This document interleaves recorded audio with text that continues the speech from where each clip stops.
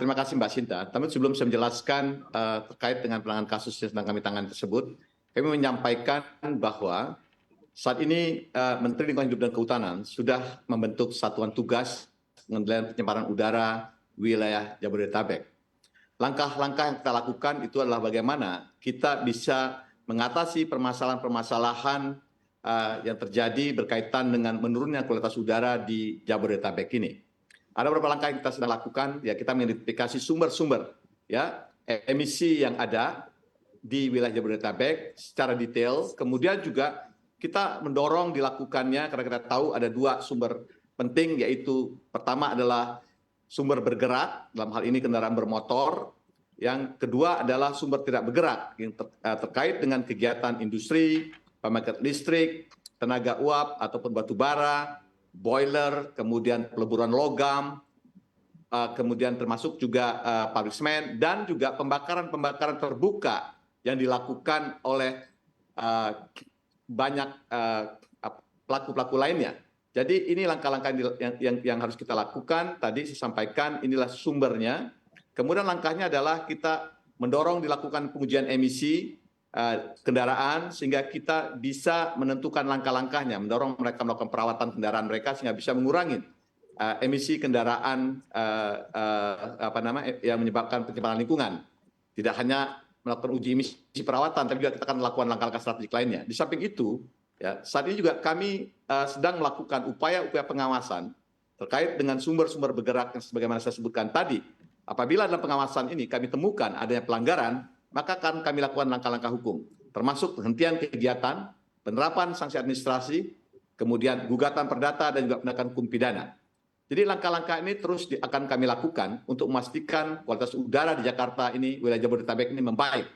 Nah, sebuah pertanyaan berkaitan dengan penetapan tersangka, ya, terkait dengan pembakaran limbah ataupun pengolahan limbah elektronik secara ilegal ini merupakan langkah yang harus kami lakukan, ya, mengingat kami sudah memberikan peringatan, baik dilakukan oleh Kementerian Lingkungan Hidup dan Kehutanan maupun dilakukan oleh pemerintah Kabupaten Tangerang agar tidak dilakukannya pembakaran, ya, pengolahan limbah elektronik dengan cara membakar. Kenapa? Limbah elektronik ini sangat berbahaya karena saat dibakar tidak hanya menurunkan kualitas udara, ya, tapi juga bisa secara langsung terhirup oleh masyarakat yang ada di sekitar lokasi tersebut dan membahayakan kesehatan mereka.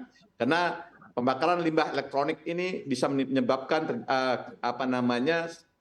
partikel-partikel ataupun mengemisikan zat-zat karsinogenik yang tentu sangat berbahaya bagi kesehatan masyarakat. Kasus ini juga seperti yang tadi disampaikan merupakan pengembangan ya kegiatan ya ilegal ataupun melanggar hukum yang dilakukan oleh perusahaan PMA, ya, di mana PMA ini melakukan kegiatan peleburan logam. Ya.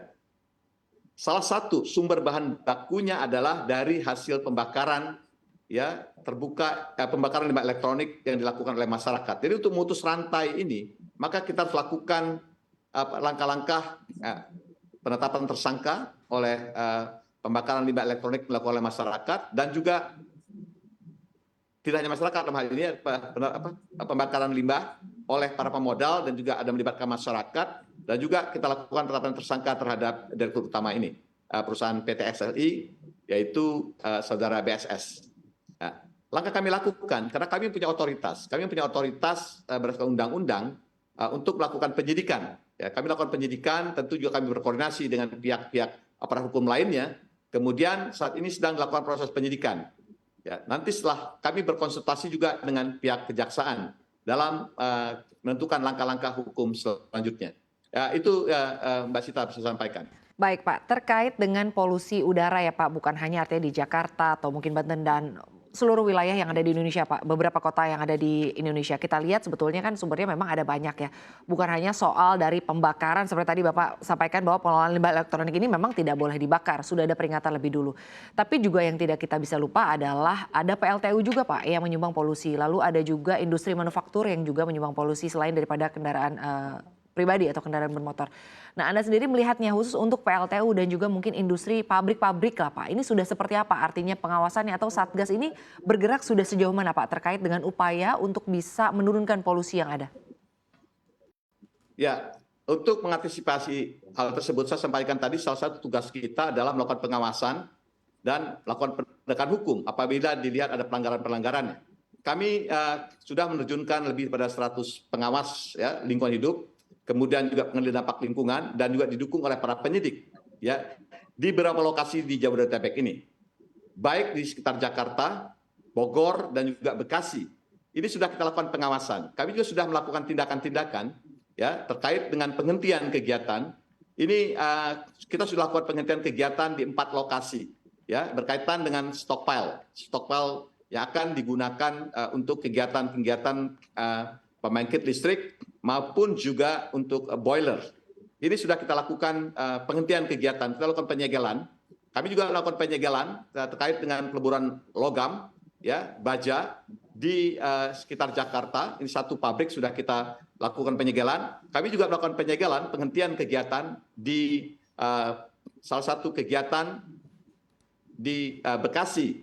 Serta juga ada beberapa kegiatan lainnya akan segera kami lakukan langkah-langkah penghentian kegiatannya. Jadi kami bekerja. Jadi tidak hanya kami lakukan di lokasi-lokasi pembakaran terbuka seperti saya sampaikan, tapi juga kami lakukan juga pengawasan dan juga melakukan tindakan-tindakan terkait dengan pembangkit maupun perusahaan-perusahaan yang berpotensi menyebabkan penurunan kualitas udara di Jakarta ini.